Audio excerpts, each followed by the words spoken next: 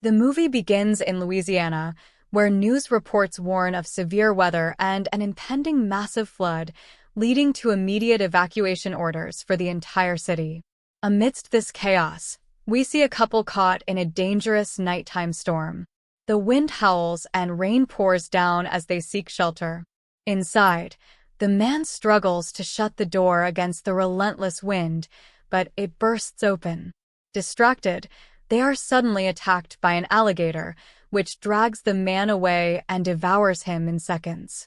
The creature then turns its attention to the terrified woman, who tries to escape but is quickly overpowered and eaten alive.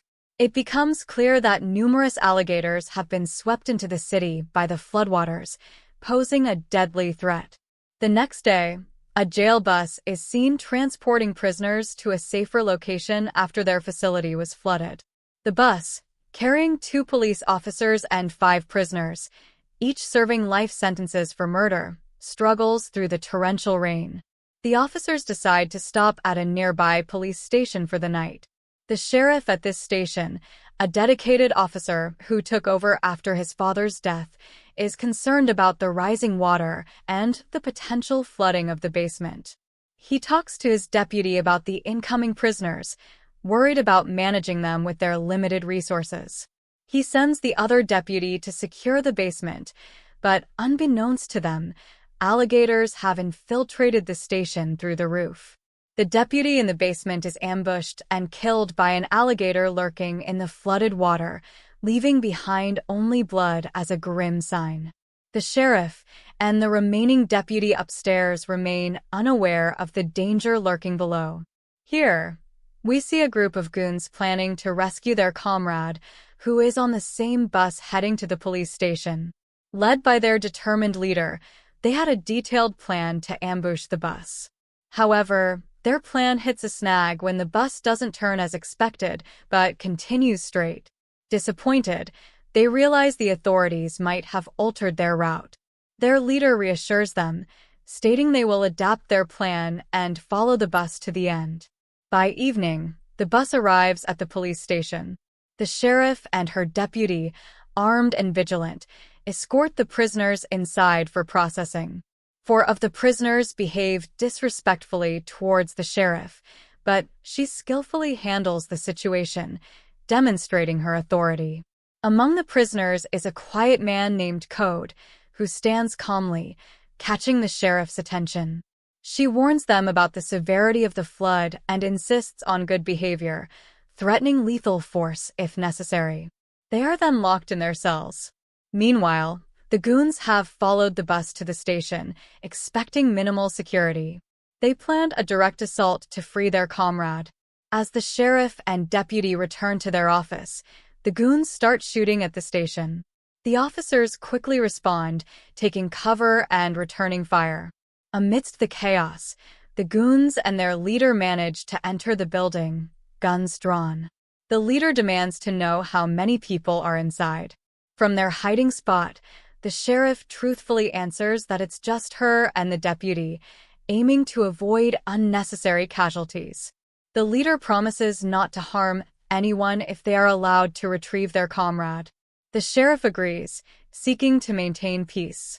However, the 2 officers who escorted the prisoners overhear the gunfire from their cells. One of them, armed, goes to investigate. Despite the sheriff's warning to stand down, he confronts the intruders and is shot dead in the ensuing firefight. The sheriff and her deputy, realizing the futility of resistance, surrender and are disarmed. The leader demands to be taken to the prisoners. The sheriff leads them to the cells, where a police officer stands guard, gun aimed. The sheriff instructs him to lower his weapon, but the leader also threatens him, warning that shooting would have dire consequences. Here, the sheriff's deputy reluctantly lowers his gun, raising his hands in surrender. The head of the goons is only there to release one prisoner, his quiet comrade Code. As Code's cell is unlocked, the other prisoners plead with the leader to free them as well, offering their help. The leader refuses, stating he only came for Code. Once Code is freed, The heavy rain forces them to stay put for a while. Meanwhile, one of the goons, injured by the sheriff's bullet, is bleeding on the floor. The scent of blood attracts an alligator, which swiftly attacks and devours him. With time running out, the goon leader orders the sheriff to destroy all security cameras and delete any recorded footage to eliminate evidence. The sheriff assures him that the cameras are already damaged by the flood, but he sends a companion with her to confirm. As they descend to the basement, which is flooded, the head's companion realizes the cameras are likely ruined. The sheriff notices a flashlight in the water, only to discover it's attached to the severed hand of her deputy. Horrified, she drops it. Both the sheriff and the goon's companion are shaken. Suddenly, an alligator emerges from the stairs. The goon's companion, paralyzed by fear, fails to shoot in time, and the alligator attacks and kills her. The sheriff, terrified, tries to escape, but the rising water and the pursuing alligator make it difficult. She manages to push the alligator out and close the door. Meanwhile, the goon leader searches for his injured comrade, only to find his severed head floating in the water. He encounters the sheriff, who is visibly shaken. He asks about his companion, and the sheriff confirms her death. The leader then points out the alligator, now coming upstairs. The two of them run for their lives. In the cell area, the alligator grabs the leader by the leg. Code tries to save him but is unsuccessful as the alligator drags him away. Saddened by his leader's death, Code quickly shuts the door. The remaining prisoners, in a panic, decide to release all the inmates and plan to kill the sheriff and escape.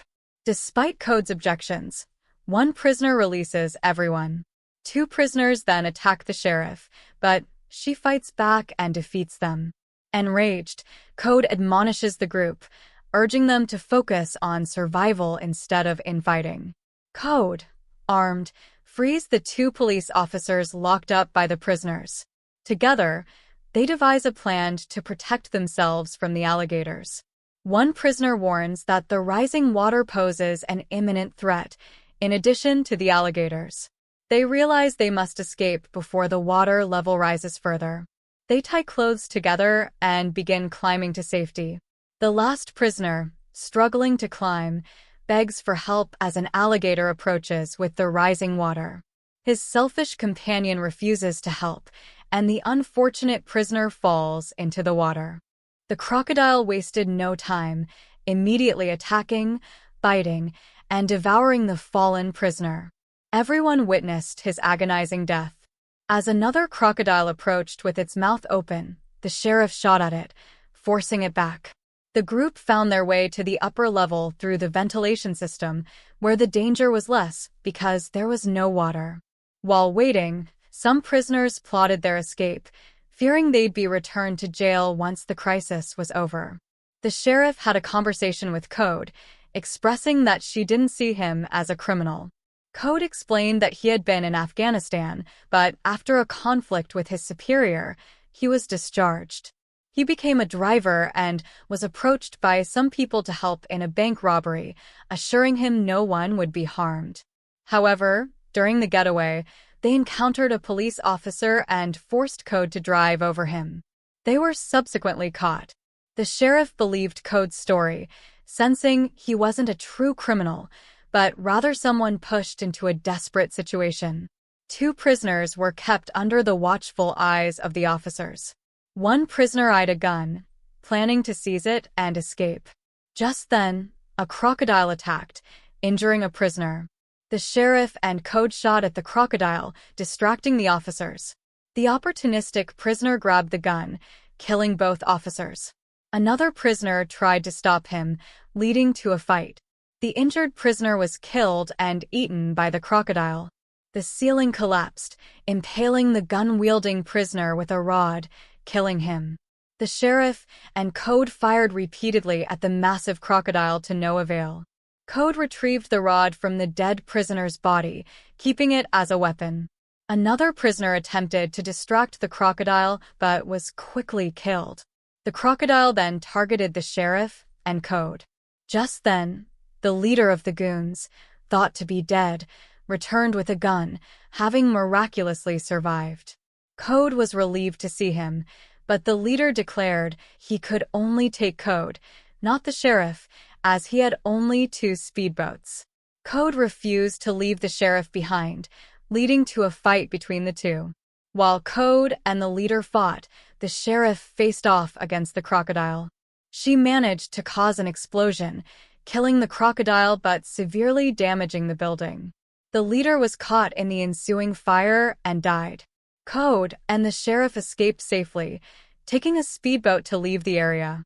Once on the other side, they shared a final conversation. The sheriff told Code to run, promising to report that all prisoners had died. Code smiled and replied, "Sheriff, don't kill me now because we'll meet again." They bid each other farewell and went their separate ways. Thus concludes the story of the deadly alligators, capable of swallowing a person whole.